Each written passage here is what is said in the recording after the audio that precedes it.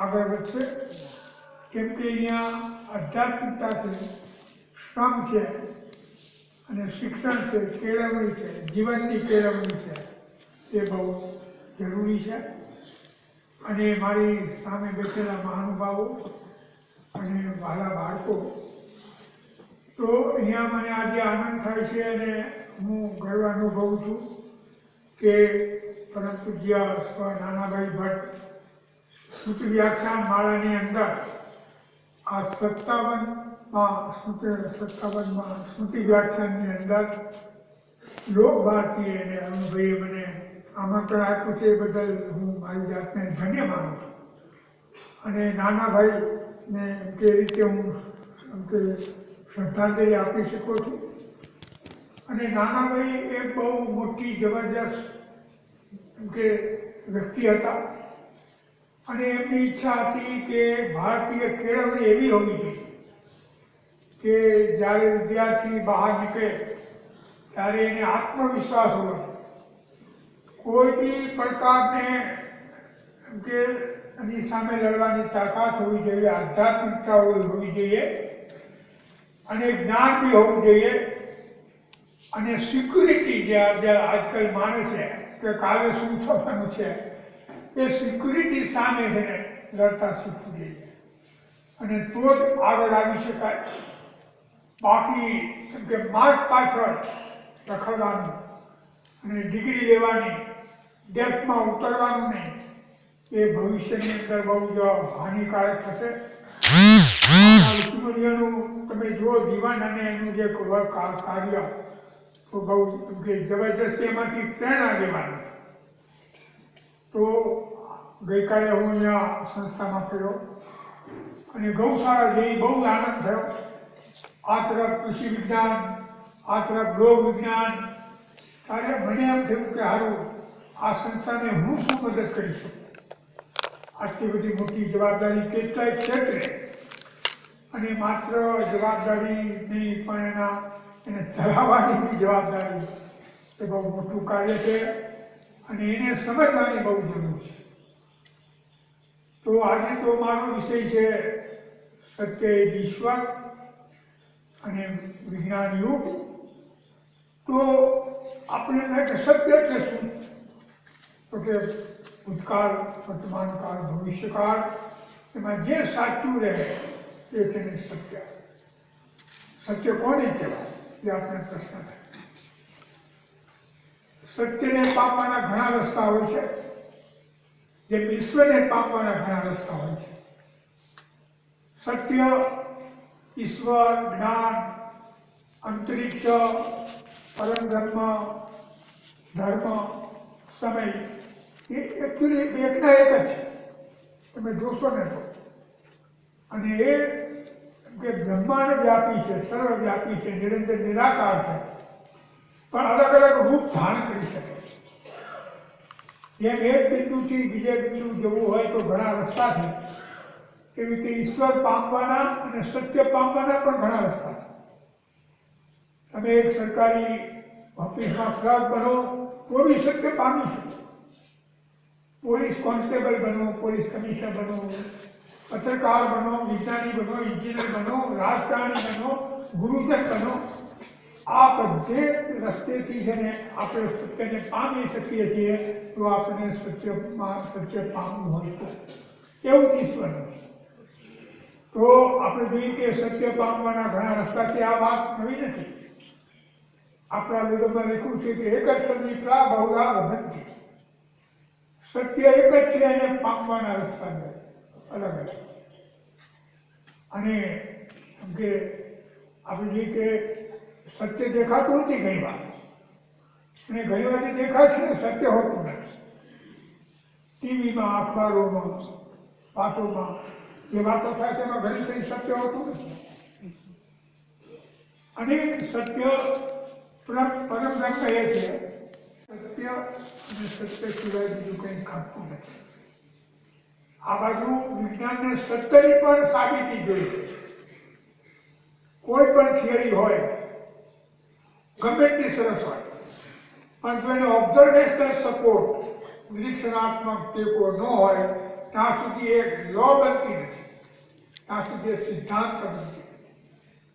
હવે કે સત્યની જો વાત કરીએ તો એક બહુ નાની વાત એ છે કે સત્ય બી અલગ અલગ રૂપ ધારણ કરે છે. કથા છે, કથામાં પ્રશ્નો પૂછવાના નહીં, આમ કેમ એમાં મેસેજ લેવાનો કે એક સાધુ મહાત્મા હતો, સત્યવ્રતી સાધુ મહાત્મા, બહુ ઘટ જંગલમાં રહે, ઝૂંપડી બાંધીને, સામે એક વૃક્ષ, એની આજુબાજુ ઓટલો, એમાં જે પદનું ધ્યાન કરે. એક વખત 11-12 વાગે એક વખત એક નિર્દોષ બ્રાહ્મણ હાંકો પાકો થતો ત્યાં આવે છે અને સાધુ મહારાજને કહે છે કે મહારાજ, મારી પાછળ 2 મારા પડ્યા છે, મારી આગળ થોડા પૈસા છે કુટુંબ માટે અને મને લઈ લેવા માંગે છે અને મારી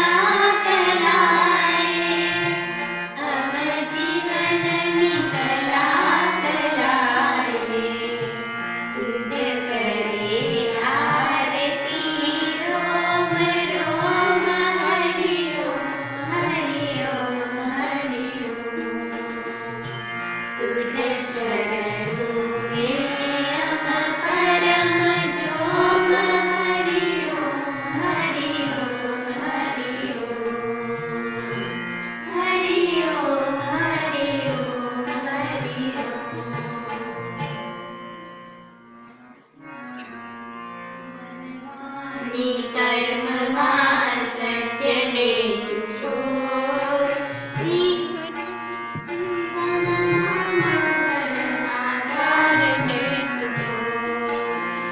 વનવાણી સર્વમાં સત્યને જુશોર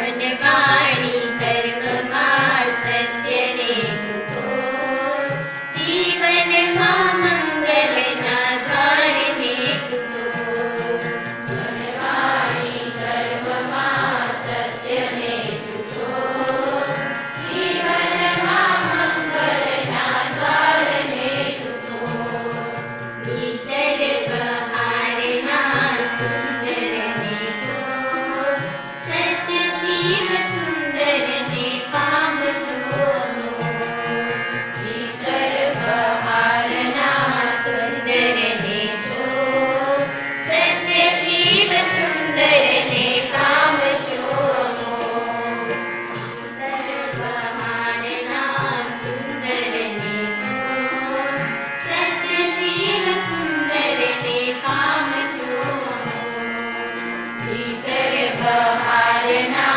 સુંદરને જોર સત્ય શિવ સુંદરને પામશો મનમાં શિવ સુંદર